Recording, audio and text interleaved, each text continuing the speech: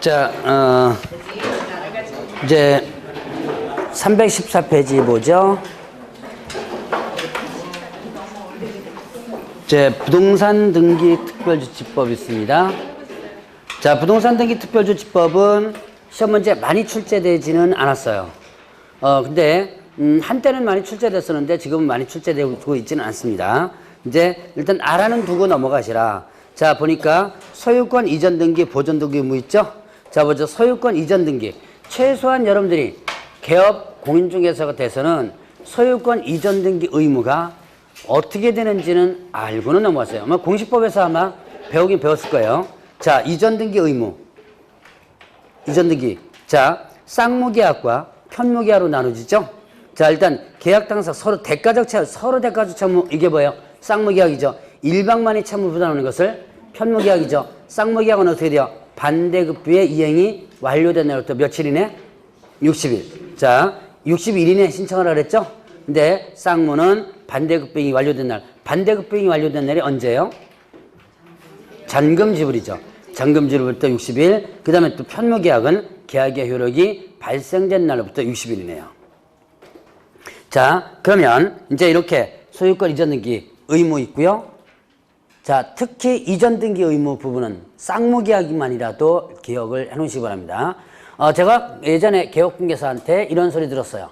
등기 언제까지 해도 돼요? 언제까지 해야 돼요? 라고 물어보니까 시간 날 때 아무 때나 하세요. 라고 하면 안 됩니다. 시간 날 때 아무 때나 하다가 보면 큰일 납니다.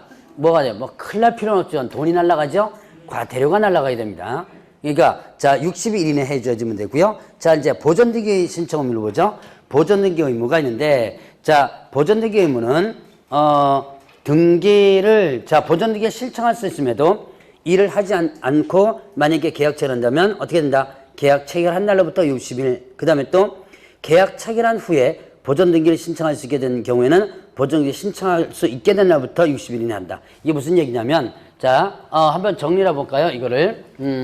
이전 등기부터 한번 정리해 보죠. 소유권. 자, 이전 등기 의무가 있습니다. 이전 등기 의무는 뭐와 뭘 나눠진다? 쌍무계약과 그 다음에 또 편무계약으로 나눠지죠. 이때 쌍무계약은 언제다? 반대급부의 이행이 어떻게 돼요? 완료된 날로부터 며칠이라 했죠? 60일이었고, 그 다음에 편무계약은 자, 계약의 효력 발생일이죠? 효력 발생 날로부터 며칠? 60일 이렇게 되죠. 자, 그러면 이제 이전 등, 보존 등기 의무가 있습니다. 자, 보존 등기 의무가 있다. 자, 보존 등기 의무는, 자, 보죠. 여기에 지금 건물을 지었습니다. 갑이라는 사람이 건물을 지었어요. 자, 갑이 건물을 지었으면 이 갑은 건물 지었을 때 보존 등기 의무가 있나요, 없나요? 보존 등기 의무? 있다, 없다? 없습니다. 네. 이건 등기 안 하고도 할 수 있어요. 자, 건축법상에만 위반되지 않으면, 건축법에 뭐 무허가라든가 이것만 아니라면 정상적으로 어떻게 됐어요? 건축허가를 자, 받았죠? 그러면 이때는 어떻게 한다? 이때는 등기를 안 하고, 지금 여러분들이 주변에 보면 건물을 지어놓고요, 등기 안 하고 그냥 이용하는 건물들 생각보다 많아요. 그래서 이때는 보존 등기 일단은 의무가 없어요. 그런데 자, 이 갑이 아직까지 뭘 안 했어요, 지금? 보존 등기를 안 했죠. 그 상태에서 어떻게 한다? 을에게 팔았을 때가 문제예요. 요때 의무가 발생된다. 자, 요때 누가 보존 등기 의무가 있을까요? 갑일까요, 을까요? 예, 갑이죠. 갑은 자기가 졌으니까 자기 명의로 뭐 하고 나서 보존 등기를 하고 나서, 이건 뭐예요? 이전이죠. 이전 등기를 해줘야지만 되죠. 자, 그런데 이제 여기서 나오는 부분입니다. 여기에서 자, 등기가 가능함에도 자, 미등기 상태에서 제 3자에게 뭐 했다? 양도했다면 이때는 어떻게 되냐면 계약 체결 일로부터 며칠이라고 했어요? 60일이고요. 자, 그 다음에 또 등기가 불가능한 상태입니다. 현재까지는 법적으로 등기가 지금 요건이 안 갖춰져서 불가능한 상태예요. 불가능한 상태에서 미등기 상태에서 제3자 양도했다면 이때는요, 가능하게 하게 된 날부터 시작해서 며칠이다? 60일 이렇게 된 거예요. 그걸 이제 여러분들이 교재는, 저는 이제 교재는 이제 법조문 갖고 해놨기 때문에 그런 표현을 쓴 거예요. 자, 요거는 제가 일단은 좀 쉽게 다시 풀어 쓴 겁니다. 그래서, 계약 체결을 하기 전에 이미 등기가 가능한 상태예요. 그럼 어떻게 된다? 그러면 계약 체결부터 며칠? 60일이네. 자, 그 다음에 또 아직까지 계약 체결할 당시에 등기 소유권 보존 등기 아직 하지 못할 상황입니다. 그럼 어떻게 한다? 이때는 가능하게 된 날부터 시작해서 60일 이내. 먼저 뭐 하고 나서 보존 등기를 하고 나서 그 다음에 뭐 하라? 이전 등기를 하라. 라는 하는 부분이에요. 그러니까, 자, 을에게 보존 등기 하면 안 된다는 얘기죠? 자, 그런 얘기고요. 자, 그러면 이때 위반시 한번 볼까요? 위반시. 자, 위반시 잠깐 보겠습니다. 그 두 번째 줄에 밑줄 한번 쭉 가보세요. 좀 길어요. 지방세법 밑줄 쳐놓으시고요. 자, 두 번째 위반시 있죠? 지방세법 밑줄 쳐놓으시고, 그 다음에 또 옆으로 가서 법 제11조 1항의 표준세율. 거기다 밑줄 쳐놓으시고, 법 제11조 1항의 표준세율 밑줄 쳐놓으시고, 그 다음에 끝으로 가면 에서 있죠? 에서. 그 다음에 1첨분의 20을 뺀 세율. 1첨분의 20을 뺀 세율. 그 다음에 두 줄 내려갑니다. 의 5배 이하. 5배 이하. 곧 찾았어요? 네. 예, 의 5배 이하 상대한 금액의 과태료 처한다. 그러니까 이걸 이제 일단 쭉 해서 일단 정리하면 지방세법의 법 11조 1항의 표준 세율에서 1첨분의 20을 뺀 세율의 5배 이하의 상당의 금액의 과태료 처한다 이렇게 됐습니다. 그러면 지방세법 제11조 1항의 표준세율이 뭐냐? 바로 취득세예요. 취득세 표준세율이 몇 프로예요? 여러분들 세법에서 배우셨죠? 취득세 표준세율 아직까지 감 안 잡히죠? 네, 자, 세법은요 좀 암기할 게 좀 있어요. 그래서 여러분들이 세법은 이해보다는 비율 같은 거 있죠? 암기를 좀 해놓는 게 좀 필요한 게 많습니다. 취득세 표준세율이 뭐예요? 4%죠, 4%. 그 4%를 기준으로 해가지고, 자, 뭐, 농지라든가, 그 다음에 또 주택이라든가, 여러 곳에서 비율이 조금씩 달라지죠? 자, 그럼 표준세율이 4%입니다. 4%에서 뭐를 뺀 세율이에요? 1첨분의 20. 자, 1첨분의 20이면 몇 프로예요? 2%죠? 4%에서 몇 프로를 뺀? 2%를 뺀 세율의 얼마? 5배의 과태료 이렇게 되죠. 복잡하죠? 그거 왜 이렇게 만들어놨냐? 간단하게 있었어요. 자, 여러분들 세법 시간에 한번 배웠을 겁니다. 원래 취득세가 뭐와 뭘로 나눠졌어요? 취득세하고 등록세. 그러니까 취득할 때는 취득세 2%와 등기할 때는 등록세 2%와 두 개가 합쳐진 거죠. 이게 아마 2010년도인가 11년도인가 합쳐졌는데 문제는 뭐냐면 그 이전까지는 이렇게 과태료를 60일이 안 하죠. 과태료가 아니고 등기를 60일이 안 하죠. 그러면 간단했었어요. 등록세 5배 이하의 과태료였었어요. 무슨 얘기인지 아시겠어요? 등록세 5배 이하의 과태료였는데 이게 어떻게 바뀐 거예요? 두 가지가 합쳐졌죠. 그러니까 등록세 2%에서 4% 더 넘어가 버렸죠. 그러니까 어떻게 한다? 그 중에서 뭘 빼야 돼요? 2% 빼야죠. 그래서 2% 뺀 거예요. 옛날에는 뭐다? 옛날에는 이렇게 60일이나 안 하면 등록세 5배 이하 과태료인데 근데 이게 등록세와 취득세가 합쳐지면서 4%가 돼버리니까 2%를 빼버려야죠. 그래서 이렇게 1첨분의 20이라는 좀 복잡한 얘기로 나온 거예요. 자, 이렇게, 그러니까 60일 이내 만약에 안 하면 어떻게 한다? 과태료가 부과된다. 라고 하는 거. 자, 그 다음에 또 미등기 전매 부분 들어갑니다. 중간생략 등기 금지. 자, 이거는 본문은 제가 설명 안 하고 그냥 넘어가겠습니다. 시험 문제 나오지는 않은 부분이니까 위반했을 때만 보세요. 저는 이제 중간생략 등기 금지된다는 것을 자 아시죠? 중간생략 등기 금지된다는 거. 요거 탈세 목적이나 전매차익을 얻을 목적으로 했다라고 한다면 자, 요때는 어떻게 된다? 그 옆에 그 315페이지 보세요. 위반시 어떻게 되죠? 3년 이하 징역 또는 1억 이하 벌금. 자, 조세포탈 또는 법령상 회피입니다. 즉 뭐예요? 탈세 목적이죠. 자, 그 다음에 또 전매차익을 얻을 목적으로 하는 거예요. 그럼 어떻게 된다? 3년 이하 징역 또는 뭐예요? 1억 이하의 벌금 이렇게 되죠. 자, 이렇게 그 다음에 또 거민 신청 의무 위반은 뭐가 되냐면 일단은 1년 이하 징역 또는 3천원 벌금인데 요거는 여러분들이 기억 안 해도 좋으니까 위에 거는 꼭 기억해 놓으세요. 자, 조세 포탈 목적이거나 아니면 또 전매차익 얻을 목적 이러면 어떻게 된다? 3년 이하 징역 또는 1억 이하 벌금이다라고 하는 거 기억을 해 놓으시고요. 자, 그 다음에 또 등기원인 허위기재가 있어요. 등기원 허위기재. 자, 등기신청서에 등기원인을 허위로 기재하면 어떻게 된다? 3년 이하 징역 또는 1억 이하 벌금.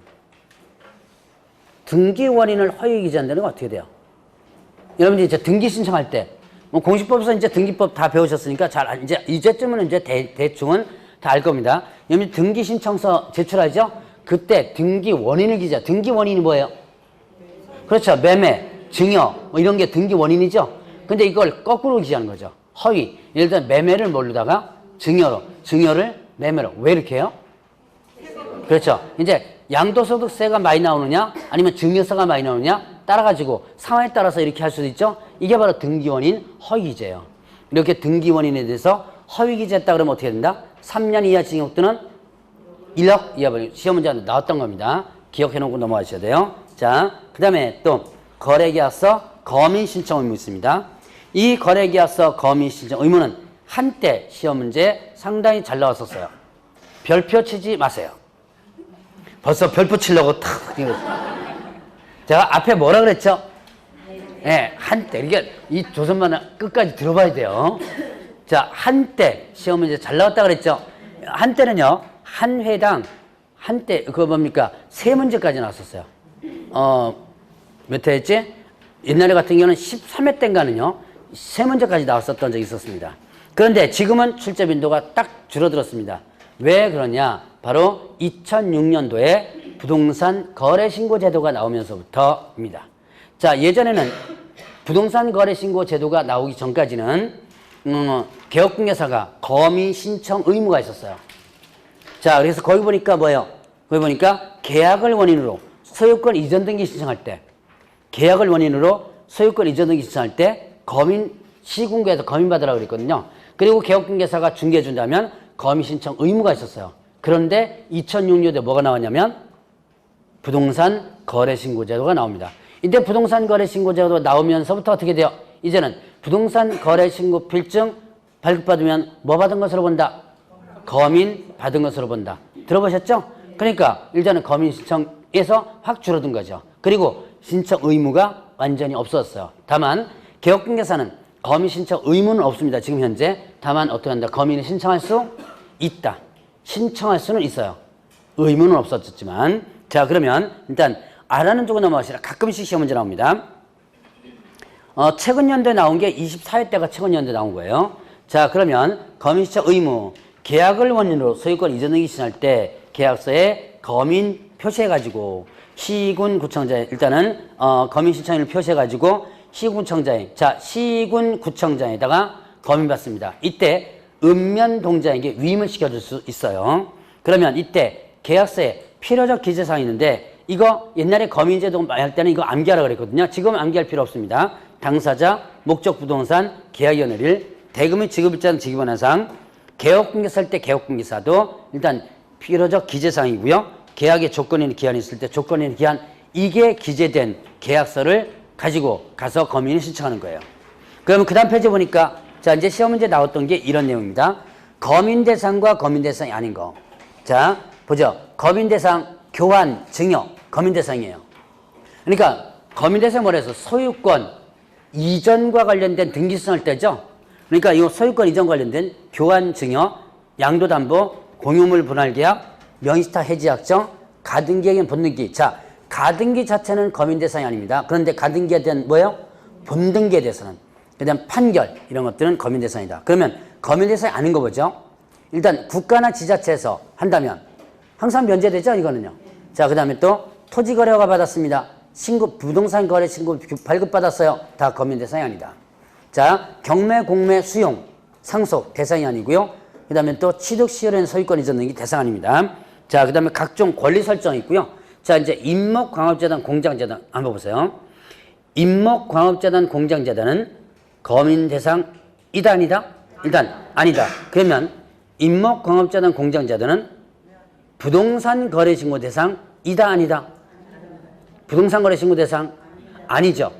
자, 여러분 부동산 거래 신고 대상은 부동산 등이라고 그랬죠. 부동산 등 하면 뭐였죠? 토지, 건축물, 권리죠? 뭐였죠? 분양권과 입주권. 이랬죠? 토지, 건축물, 그 다음에 권리. 요게 뭐가 된다? 부동산 거래 신고 대상이에요. 그러니까 임목 광업재단 공정자들은 부동산 거래 신고 대상이 아니다. 그리고 또 뭐 대상도 아니다? 거민 대상도 아니다. 그래서 부동산 거래 신고 대상도 아니고 거민 대상도 아니다. 라고 하는 거 기억을 해 놓으시고요. 자, 그러면 이제 거민 신청 시 제출 서류가 있습니다. 계약서 원본에다가 4번 몇 통을 제출한다?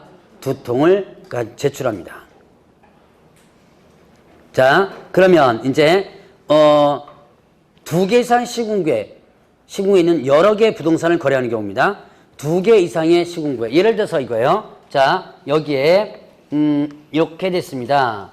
자, 여기 A, B, C 여기에 있는 부동산, 여기 있는 부동산, 여기 부동산을 자, 거민 대상, 예를 들어서 대표적인 게 증여, 교환입니다. 자, 이거를 증여한다고 봅시다. 자, 내가 지금 A 지역의 땅, B 지역의 땅, C 지역의 땅 3개 있는데 3개를 증여를 해요. 내가 이거 너한테 줄게. 증여하는 거죠? 그럼 증여 계약서가 기재되겠죠? 그럼 계약서는 한 장짜리가 되겠죠? 한 장짜리인데, 자, 이제 이때 4번을 몇 부 갖고 가느냐면 부동산 소재지 숫자에 한 통을 더한 숫자를 갖고 갑니다. 부동산 소재지 숫자에 한 통을 더한 숫자. 그러면 4번 몇 부 갖고 가는 거예요? 지금 여기는요?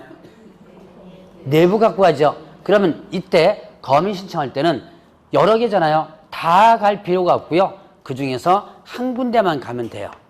한 군데 가서 거민 받을 수 있습니다. 자, 그러면 A 지역에서 받습니다. 그러면 A 지역에서 이제 원본에다가는 거민 도장 찍어줘요. 찍어주고 그 다음에 4번을 접수받습니다. 접수받아가지고 여기 A 지역에서 A 시군구에서 하나 보관하고요. 하나 보관하면 이제 3부 남죠. 그러면 여기 세무서로 송부하는 거예요. 여러 신고에 있을 때는 4번을 부동산 소재주자의 몇 부를 한 통을 더한 숫자 갖고 간다. 자, 그러면 거민 신청할 수 있는 자는 누구 그러죠? 거민 절차 신청할 수 있는 자는 누구? 당사자 중 1인 위임받은 자. 그 다음에 누구도 있어요? 개업 공인중개사도 있죠. 자, 그러면 형식적 심사를 한다 그럽니다. 형식적 심사다. 그래서 자, 형식적 요건의 구비임을 확인하고 즉 뭐냐면 필요적 기재사항, 아까 잠깐 외우지 말라 그랬죠? 필요적 기재사항이 기재됐는지 여부만 확인하는 거예요. 거기 가격이 어떻게 되는지 실제로 그때 그렇게 이루어지는지는 검사 안 합니다. 자, 그러면 이제 이렇게 해서 거민을 일단은 합니다. 해가지고 한 분은 일단은 시군을 갖고 한 분은 어디로 송부한다 그랬죠? 세무서로 송부한다 이렇게 되죠. 자, 그러면 자, 이 거민을 시군구에서 하는데 어디에 위임시킬 수 있어요? 맨 밑에 어디에 위임시킬 수 있다? 읍면동장에게 위임시킬 수 있다. 그때 읍면동장에 위임하면 그 뜻을 지체 없이 관할 등기소장에게 뭐한다? 통지하라 그랬죠. 자, 대략 이 정도 거민과 관련되면 여러분들이 거민하면 그렇게 지금 실감이 나진 않을 거야 아마. 옛날에는 부동산 거래할 때 꼭 거민을 받아야지만 등기가 됐었어요. 그래서 만약에 지금 제가 거민에서 지금 설명을 하는데 이렇게 설명하는데도 감이 안 올 거예요. 혹시 여러분들 집에 계약서 가지고 있으면 최근 년에 금방 진 거 말고 한 10몇 년, 20년 전부터 매매가 계속 이루어진 게 있다면 여러분들 지금 계약서 갖고 있다면 그 전 것까지 다 이렇게 철돼 있는 거 혹시 보셨어요? 옛날 거부터 있다면 옛날 계약서까지 철돼 있을 거예요 아마. 그 이제 등기 필증과 같이 연결돼 있죠. 그 철돼 있는 거 지금 거 말고 10몇 년 전까지 붙여보세요. 그러면 이렇게 길쭉한 파란 도장이 하나 있을 거예요. 부동산 등기 특별조치부터 제1조에 의해서 거민함해가지고 이렇게 뭐 시군구 도장지가 나온 게 있어요. 그게 거민 도장입니다. 그래서 혹시 있으면 한번 나중에 집에 가서 들춰보시기 바랍니다. 들춰볼 시간도 없죠? 들춰볼 시간도 없을 거야 아마. 공부해야 되니까. 자, 그러면 이제 주택임대처보호법 보겠습니다. 자, 이제는 주택임대처보호법과 오늘 이제 상가 건물 임대처보호법을 배울 텐데, 자, 주임법, 상위법은 여러분들이 어디서도 배워요? 네, 민법에서 배우죠? 한번 한번 공부했었죠? 1, 2월 달에 한번 잠깐 한번 공부를 했었을 겁니다. 자, 주택임대차보호법의 이 주택임대차보호법은 제가 민법에서도 한번 공부했었죠. 민법에서도 공부했고 그 다음에 또 이제 이 중개실무에서 잠깐 한번 공부했을 겁니다. 아마 처음 들으신 분도 아마 있을 거예요. 자, 주택임대차보호법은 이거는 누구를 위한 법이에요? 이거는 임차인을 위한 법이죠. 그래서 자, 주택임대차보호법이 처음으로 만들어질 때는 집 없는 서민을 위한 법이라고 그랬어요. 집 없는 서민을 위한 법이다. 자, 그래서 그 집 없는 서민이 결국 뭐예요? 임차인이죠. 자, 그래서 임차인에게 불리한 약정은 어떻게 된다? 무효다. 편면적 강요조입니다. 자, 임차인에게 불리한 약정은 무효다. 자, 그래서 주택임대차보호법 또 어디엔 적용한대요? 일단은 일시사용 임대차. 소위 말하는 가세라 그랬죠. 왜? 그래서 일시사용 임대차 적용 안 된다 그랬습니다. 자, 그리고 또 적용 안 되는 부분이 뭐 있었어요? 법인 적용 안 된다 그랬죠. 그래서 일단 법인에 대해서는 두 가지로 갈라지죠. 적용이 안 되는 분다. 원칙은 적용 안 되죠. 자, 요거 원칙은 어떻게 된다? 원칙은 적용되지 않는다. 그래서 법인이 기숙사 용도로 주택을 임대차한 다음에 자, 돈은 누가 되고요? 법인이 되고 그 안에 누가 들어가서 살아요? 네, 사원들이 들어가서 직원들이 들어가서 살죠. 자, 그러면 이거는 적용되지 않는다. 왜 적용되지 않는다 그랬어요? 네, 법인이니까. 네, 법인은 집 없는 서민이 아니라 그랬죠. 그래서 일단 적용되지 않는다 그랬어요. 이 법 취지에 맞지 않다 그래가지고. 그런데 예외적으로 자, 예외가 있었죠. 적용되는 부분이 있었죠. 자, 이거는 적용되는 부분이 있더라. 어떤 경우에 적용된다? 일단 자, 특별한 법인들이 있습니다. 토지주택공사가 있고요. 그 다음 뭐 있었어요? 지방공사 있고 그 다음 뭐 있었죠? 중소기업기본법상에 뭐 있었다? 중소기업이 있었다 그랬습니다. 자, 토지주택공사 그 다음에 지방공사 얘네들은 적용된다. 그럼 토지주택공사와 지방공사는 어떤 일을 한다 그랬어요? 무주택 서민을 위한 주택 임대차 사업을 한다 그랬죠? 저소득층입니다. 여러분들 교재도 나오는데 저소득층 무주택 서민을 위한 임대차 사업을 하는데요. 그런데 적자 임대차 사업 한다 그랬죠? 제가 얘네들 하는 일을 잠깐 한번 설명드렸던 적이 있었습니다. 정말로 집어넣는 사람들에게 주택을 임대차 해주는데 일단은 자, 토지주택공사와 지방공사가 임대인과 집주인 있죠? 건물주인 임대인과는 정상적으로 임대차 계약을 체결합니다. 그래서 방 2칸짜리를 정상적으로 5천만 원에 일단 계약을 체결하는 거예요. 뭐 좋은 일 하니까 임대하는 때 싸게 줘라 그런 게 못하죠. 그래서 이제 5천만 원의 계약을 체결한 다음에 그 다음에 전대차 권한을 얻습니다.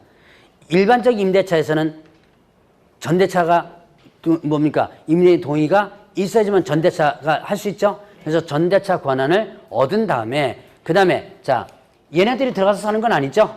그래서 정말로 집어넣는 사람들. 그래서 제가 1월 달에 아마 강의 들었던 분은 기억할 텐데 KBS의 동행이라는 프로그램을 한번 얘기했던 적이 있을 거예요 아마. 거기 보면 정말로 집어넣는 사람들 건물 쫓겨나는 사람들 있죠. 근데 방송 후기 보니까 집이 다 구해져 있어요. 바로 얘네들이 구해놨다는 거죠. 그래서 그렇게 5천만 원을 구한 다음에 정말로 집어넣는 사람에게 뭐 100만 원, 200만 원만 받고 다시 임대차는 그런 사업을 하고 있다. 그 어떤 돈 갖고 간다 그랬어요? 국민주택기금 갖고 간다 그랬죠? 그래서 여러분들이 국민주택기금의 조성에 여러분들도 일조한다 그랬죠? 예, 그럼 대표적인 게 뭐라 그랬어요? 예, 복권 사업 있죠? 거기에 50% 정도가 국민주택기금으로 들어갑니다. 나머지 50%는 딴 데 쓰고요. 어쨌든 자, 그래서 그 돈 갖고 얘네들이 지금 하고 있어요. 근데 보면 얘네들이 뭐가 되는 거예요? 지금 임대인과 임차인 사이에서 보면 얘네들이요. 임차인이 되는 거죠. 정상적인 집주인과 계약 체결할 때는 임차인이 되는 거죠.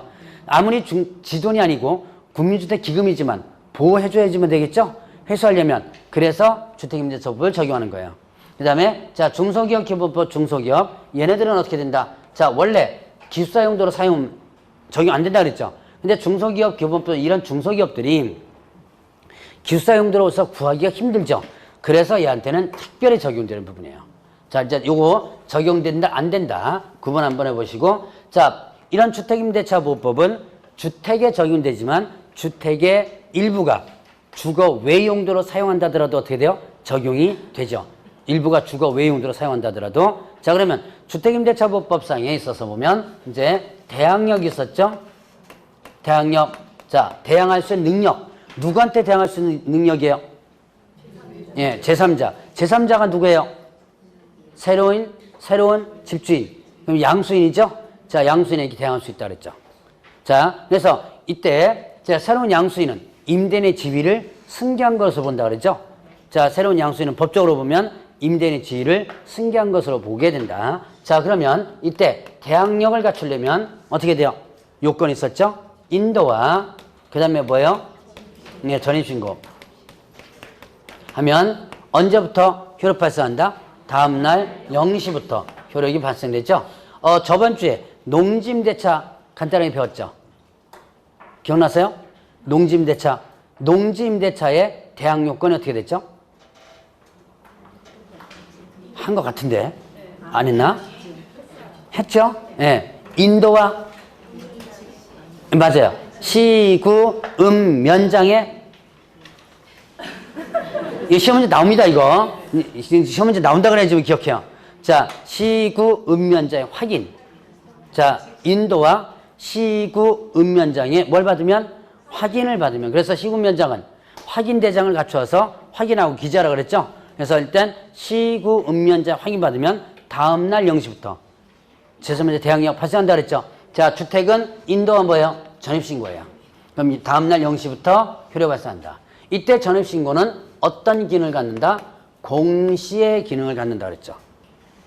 전입신고는 어떤 기능? 공시. 그래서 그 주택에 내가 살고 있다는 것을 다른 사람에게 알리는 거라 그랬습니다. 그러면 이때 이제 전입신고를 정확히 해주면 되죠. 만약에 잘못했습니다. 내가 132번지인데 133번지로 전입신고했습니다. 그럼 어떻게 돼요?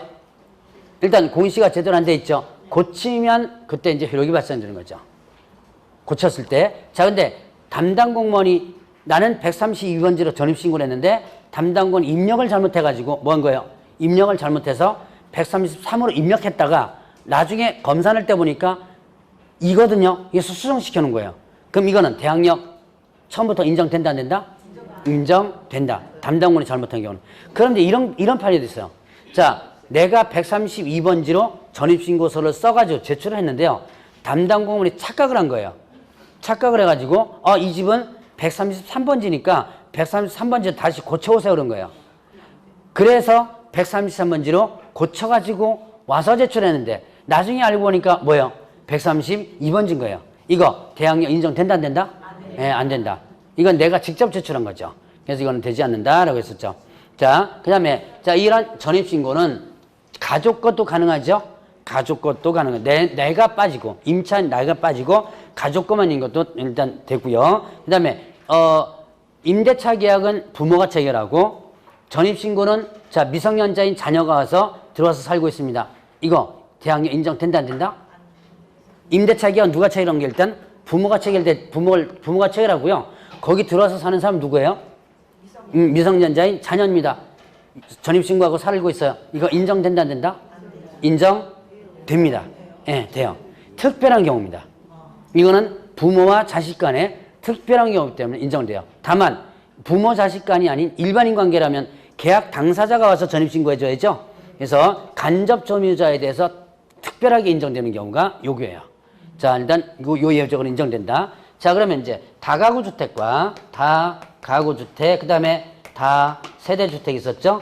다가구주택은 뭐까지만 하면 집원까지만 하면 되고요. 이거는 집원까지만 하면 되고, 다세대주택은요, 집원에다가 뭐까지를 동호수, 자, 동호수까지를 이렇게 되죠. 자, 이렇게 해서 다세대 부분에서는 집원에다가 동호수, 왜냐? 다가구는 소유자가 한 사람이죠. 근데 다세대는 어떻게 된다? 다세대는 소유자가 건물에 여러 소유자, 구분 소유가 되죠. 호수까지를 반드시 기재하라 라고 했었죠. 자, 이 대항력은 언제까지 이 대항요건이 계속 유지되어야지만 되냐면 배당 요구의 종기일까지. 자, 다시 한번 요거는 자주 문제 나오는 거예요. 이 대항요건은 언제까지 계속 유지된다? 배당 요구에, 자, 경매가 됐을 때 배당 요구의 종기일까지는 유지되고 있어야지만 돼요. 자, 그러면 이제 대략 전입신고와 관련된 대항력 관련된 부분 한번 설명드렸고, 자, 그러면 이제 확정일자를 보죠. 자, 확정일자 요거는 확정일자인에 의한 우선 변제라 그러는데요. 자, 확정일자인에 의한 우선 변제. 확정일자를 받으면, 확정일자라는 것은 그때 그 계약이 그 금액으로 있었다는 것을 어떻게 돼요? 증명하는 것으로서 확정일자는 계약서 원본에다 찍어줍니다. 어디서 찍어줘요? 부여기관. 확정일자 부여기관 어떻게 되죠?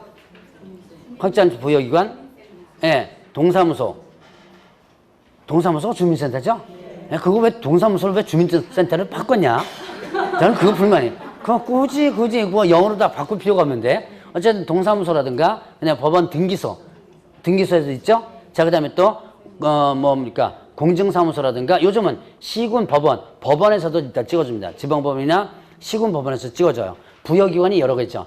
여기서 확정일자를 받으면, 자, 확정일자를 받는 순간에 어떻게 한다? 후순위 권리자의 우선에서 이렇게 됩니다. 자, 그래서 후순위 권리자의 어떻게 한다? 우선하여 변제를 받는다. 변제가 뭐예요?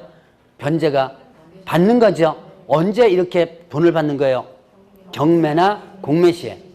경매나, 자, 일단 공매는 압류부동산 공매고요. 일단 경매만 한번 보죠. 자, 경매 시에, 자, 내가 여기에 갑, 을, 병, 정, 여러 임차인들이 있습니다. 자, 여기 이제 권리자들이 여러 권리자들이 있죠. 자, 그러면 경매 시에 예를 들어서 1억에 물건이 팔렸다면 1억을 가지고 갑을 병정에 공평하게 나눠주는 게 아니라 그랬죠. 나눠줄 때 어떻게 나눠준다? 순위를 확정시켜 놓고 나서 순위대로 나눠줘요.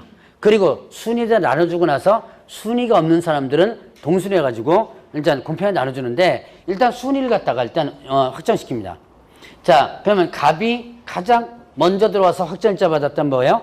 얘가 1순위가 되는 거고, 두 번째 얘가 들어와서 어떤 얘가 갑보다는 밀리지만 병정보다는 앞서 있죠. 자, 얘도 확정일자 받았다면 갑을보다는 밀리지만 누구보다는 정보다는 앞서 있죠. 이렇게 순위가 이렇게 확정되는데, 그 순위대로 갈라주는 게 일단은 뭐다? 일단 변제예요. 그래서 먼저 변제 준다는 얘기죠. 누구보다? 나보다 뒷사람보다, 뒷순위보다 먼저 변제 준다. 자, 그러니까 이거는 확정일자를 받으면 어떤 능력이 있다? 순위 확정력이 있다 그랬죠? 순위 확정력이 있다. 자, 여러분, 이제 순위가 확정되는 건요, 어디에서 주로 많이 나와요? 순위를 순위가 확정되는 것은 물건에서 순위가 확정되죠. 저당권, 전세권, 이게 다 뭐예요? 순위가 확정되죠? 그럼 이게 또 확정일자 받으면 순위가 확정되니까, 그럼 확정일자 받으면 이게 확정일자가, 자, 임대차는 채권이에요, 물건이에요? 채권이죠. 근데 확정일자 받았다. 순위가 확정된다. 그럼 얘가 물건으로 돌아서는 거냐? 그건 아니에요. 뭐만 인정되는 거예요? 순위만 확정될 뿐, 이 자체가 물건으로서 전환되는 것은 아닙니다. 그렇기 때문에 확정일자 받았다고 해서 전전세권이나 아니면 이걸로 직접 경매를 신청할 수 있는 권한은 없어요. 자, 그러면 이렇게 순위가 확정되는 능력밖에 없다. 그럼 확정일자는 언제부터 발생한다? 그날부터 발생하죠. 확정일자는 확정일자 받으면 그날부터 발생하는데, 다만 이때 확정일자는 반드시 뭐가 있어야 된다? 대항력. 자, 이거는 대항력을 갖고 있어주면 된다. 자, 대항력이 있어주면 되고요. 대항력이 없다면 확정일자 효력 있다 없다? 없다. 반드시 뭐가 있어야 돼요? 대항력 있어주면 되죠. 자, 그러면 보죠. 오늘 며칠이에요? 4월 20일인가요? 자, 4월 20일 날, 자, 인도와 그 다음에 또 전입신고를 했죠. 근데 그날 전입신고 동사무소 하면서 뭐까지를? 확정일자까지를 받았습니다. 그러면 확정일자 효력은 언제부터 발생한다? 네, 다음날 21일 0시부터 발생하죠. 왜 확정일자 효력이 20일 0시부터 발생한다? 대항력이 21일 0시부터 발생하죠. 그러니까 확정일자 효력도 그날부터 발생하는 거예요. 그러면 이렇게 되보죠. 자, 20일 날 인도와 전입신고를 했는데 21일 날 다음 날 뭐 했다? 확정일자를 받았습니다. 계약서를 미처 갖고 오지 못해가지고 다음 날 21일 날 확정일자를 받았어요. 그럼 확정일자 효력은 언제부터 발생한다? 22일이에요? 1일이에요? 1이죠, 1. 그날부터 발생하죠. 1. 그날부터. 그날부터. 이건 또 왜 그날부터예요? 대항력이 0시부터 발생되어 있죠. 그럼 대항력이 있는 상태라면 찍는 순간부터 발생하는 거예요. 자, 그래서 이거는 그날부터 발생한다. 자, 그러면 이제 이렇게 두 가지로 여러분들이 구분을 해보시고, 요거는 다음 주에 또 할 겁니다. 다음 주에는 요거 갖고 뭐와 뭐를 비교할 거냐면 확정일자와 저당권을 비교할 거예요. 그래서 요거는 확정일자와 저당권 비교 순위를 따지는 기초 부분입니다. 그렇기 때문에 요거는 여러분들 한번 기억을 해보시고, 자, 확정일자는 대략 요 정도까지. 자, 그러면 확정일자는요, 공시의 기능을 가질까요? 안 가질까요? 확정일자는 공시의 기능이 없다. 자, 공시 기능이 있다 그랬어요? 없다 그랬어요? 없다 그랬죠? 제가 금방 얘기했죠? 그럼 확정일자 받은 계약서에 동호수가 누락됐어요? 지번이 잘못 기재됐어요? 확정일자 받은 계약서에 동호수가 누락됐거나 다세대 아니면 지번이 잘못 기재됐습니다. 이거 확정일자 효력 있을까요? 없을까요? 확정일자 효력 있습니다. 자, 제가 금방 뭐라 그랬죠? 어떤 기능이 없다? 공시 기능이 없다 그랬죠? 그러니까 동호수가 누락되었거나 해도 효력은 있어요.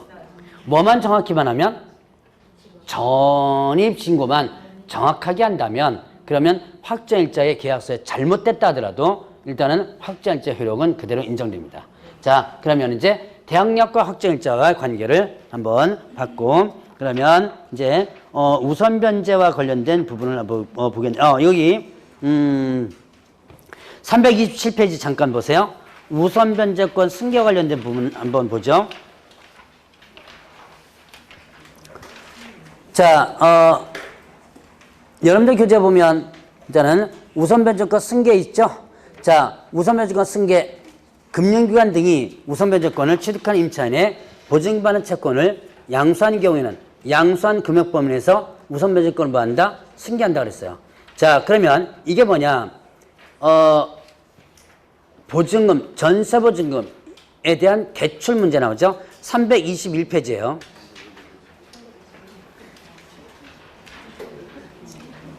321페이지. 자, 거기 우선 변제권 승계 부분 있죠? 자, 그러면 이거는 대출했을 때 얘기인데요. 자, 내가 1억에 보증금으로 주택임대차입니다. 근데 내 돈 다 1억이 아니라 6천만 원 내 돈이고요. 그 다음에 4천만 원은 뭐 해가지고 대출 받아가지고 전세 들어간 거예요. 임대차 들어갔는데, 자, 이게 만약에 경매가 들어갑니다. 주택이. 그러면 1억을 일단은요, 다 누구한테 주냐면, 나중에 이제 배당해 주죠? 배당 줄 때 임차인한테 다 주는 거예요. 경매가 들어와서 배당해 줄 때 임차인한테 다 주면, 임차인은 이게 다 내 돈이 아니죠? 4천만 원 은행에다 갚아야 되는데 갚지 않고 딴 데 써버리거나 딴 데 임대차를 또 해보 보증금 휙 줘버립니다. 그럼 금융기관은 이걸 4천만 원 회수해야 되는데 회수하기가 힘들죠? 그래서 나온 제도가 이 제도예요. 그래서 자, 4천만 원 뭐 할 때, 대출해 줄 때 우선변제권 승계 규정을 일단은 만약에 경매에 들어가면 이거 4천만 원은 내가 먼저 변제받겠다. 내가 변제받겠다라고 양도 양수 계약서 쓰는 거예요. 자, 이렇게 해서 만약에 이제 계약서 썼다면, 자, 만약에 이 주택이 경매 들어가죠. 이때 은행에서는 어떻게 돼요? 은행에서는 4천만 원에서 우선 변제권 승계 서류를 제출하면 법원에서는 어떻게 한다? 1억을 임차인에 다 주는 게 아니라 6천만 원만 임차인에 주고 4천만 원은 누구한테 주는 거예요? 네, 은행에다 주는 거죠. 뭐 이런 내용이 요 내용입니다. 자, 그러면 이때 이런 우선 변제권을 행사할 수 없는 경우가 있어요. 자, 대항 요건을 상실했다. 그럼 우선 변제권 행사할 수 없고, 그 다음에 임차권 등기가 말소됐다라고 한다면 어떻게 한다? 이러면 우선 변제권을 행사할 수. 자, 대항 요건 없어졌거나 임차권 등기가 뭐가 됐거나 말소됐거나 그러면 일단은 우선 변제권 행사할 수 없고요. 그 다음에 금융기관 등은 우선 변제권을 행사하기 위하여 임차인을 대리하거나 대위하여 임대차를 해지할 수 없다. 자, 금융기관 등이 우선 변제권 먼저 받기 위해서 임대차 계약을 해지할 수 없고요. 그 다음에 임차권 등기 명령 신청은 대신해서 할 수 있어요. 자, 누가 대신해서? 금융기관이 대신해서 뭘 할 수 있다? 임차권 등기 명령 신청할 수 있다. 자, 그러면 이제 소액 임차인 보호 부무죠. 자, 소액 보증금의 우선 변제 혹은 또 소액 임차인 우선 변제 부분 나오는데요. 자, 여기에 보니까 소액 임차인 혹은 또 소액 보증금이라고도 표현합니다. 우선 변제를 보죠. 여기 일단은 우선 변제가 있습니다. 자, 그러면 소액 임차인 혹은 소액 보증 우선 변제, 이거는 소위 말해서 경매 실무용어로 보면 최우선 변제라고도 합니다. 자, 일정 규모 이하의 보증금에는 일정 금액을 가장 먼저 변제해 주는 거예요.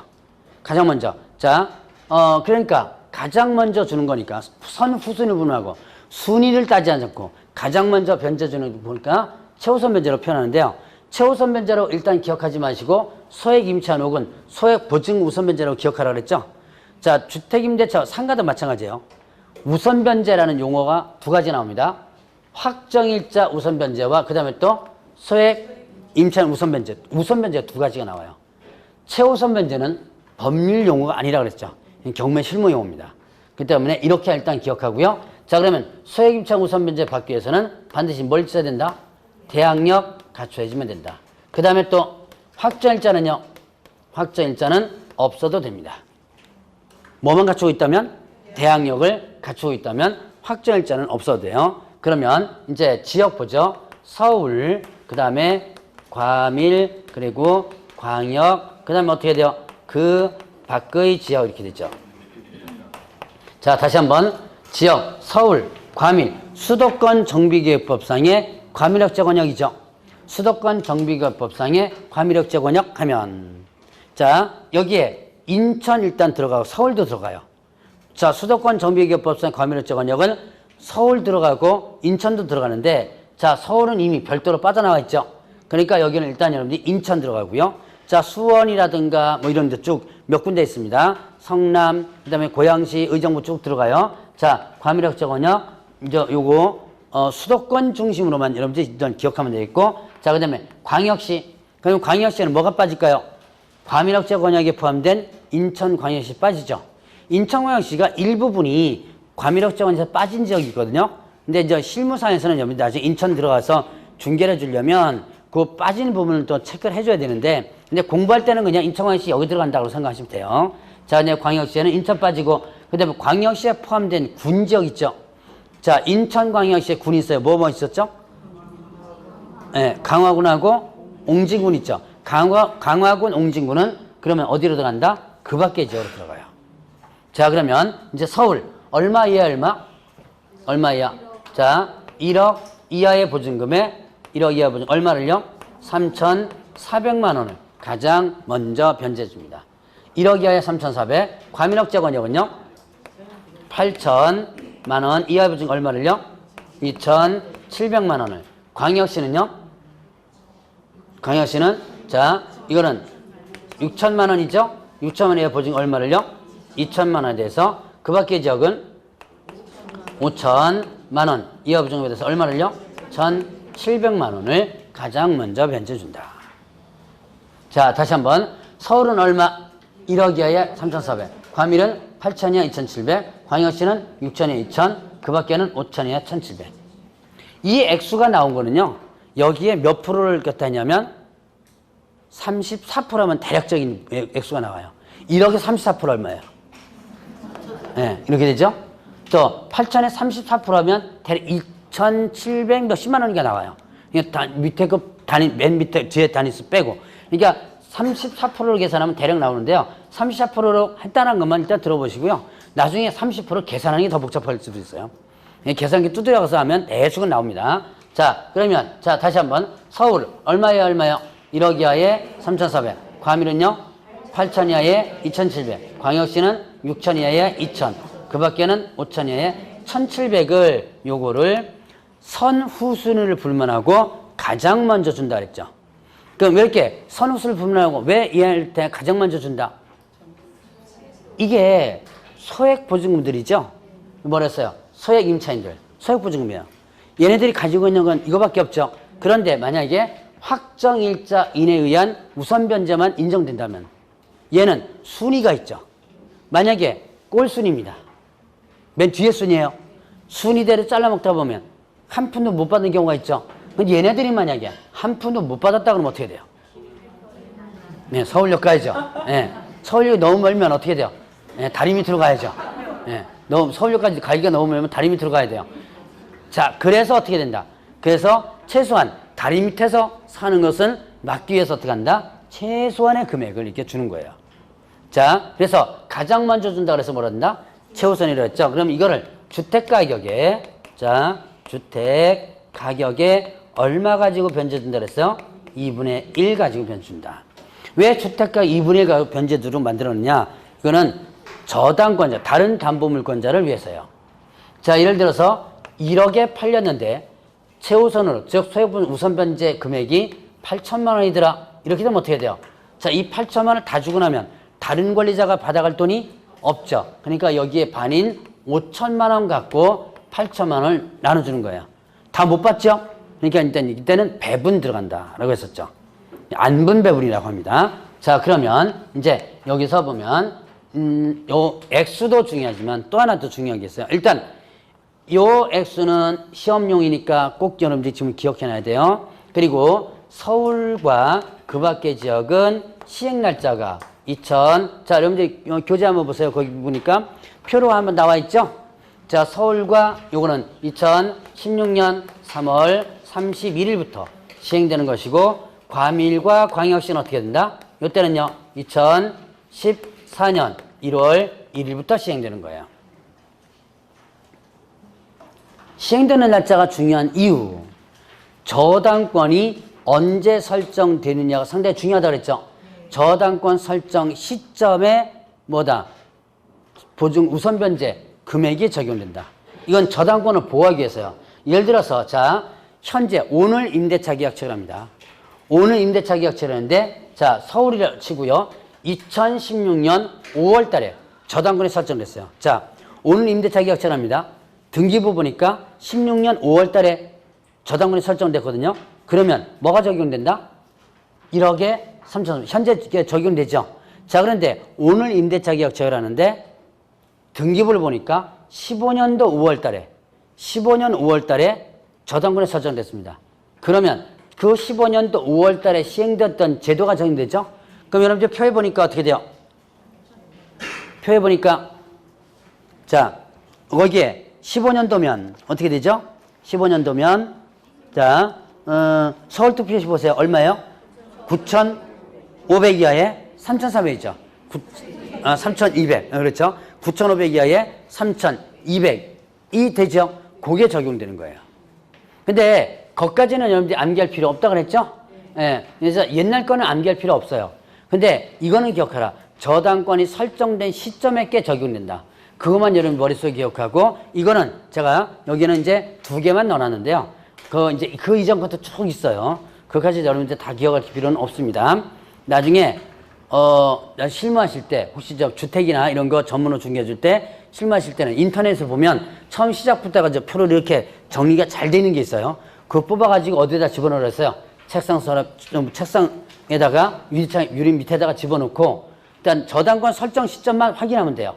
그리고 나서 그때 시점을 갖다 해서 설명을 해주면 된다 그랬죠. 어쨌든 시험용은 요걸 기억하라.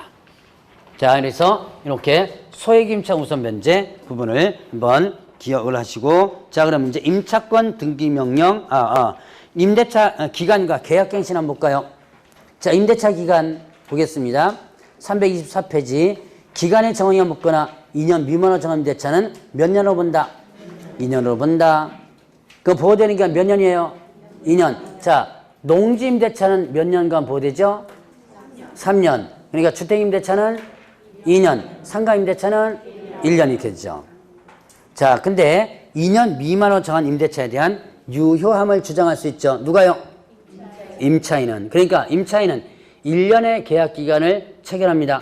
그랬을 때 어떻게 돼요? 1년 계약 체결하면 어떻게 된다? 이때 임차인은 두 가지를 주장할 수 있죠. 1년을 주장할 수도 있고 그 다음에 어떻게 돼요? 2년. 예, 2년을 주장할 수 있다. 다만 임대인은요 1년 주장할 수 없죠. 예, 저 배우되는 기간 2년 기억해 놓고 자, 그 다음에 계약의 해지와 묵시적 갱신. 자, 계약 해지 통보할 수 있습니다. 임대인은 계약기간 만료 언제부터 언제 사이? 6월에서 1월 사이. 임차인은요 계약 만료 1월 전까지 계약 해지 통보를 할 수 있죠. 그런데 그 기간 안에 계약 해지 통보를 안 하고 그냥 지나간다면 어떻게 된다? 묵시적 갱신이 된다 그랬죠. 자, 그러면 이제 묵시적 갱신이 됩니다. 그러면 종전과 동일하게 임대차한 것으로 보게 되고요. 기간은 몇 년 보호된다? 예, 2년 보호되죠. 자, 그 존속기간은 몇 년으로 본다? 2년으로 본다. 자, 그러면 일단 2년간 일단 살 수 있는데 임차인은 언제든지 계약 해지 통보를 할 수 있다. 자, 묵시적 갱신이 되면 임차인은 언제든지 계약 해지 통보를 할 수 있는데 계약 해지 통보를 하면 몇 년의 기간이 지나면 몇 개월이 지나면 3개월이 지나면 효력 발생한다. 왜 3개월이라는 기간을 줬다 그랬어요? 임대인에게 보증금을 준비할 기간을 줬다 그랬죠. 그래서 그게 3개월 부분입니다. 자, 임차권 등기명시 좀 쉬었다 하시죠?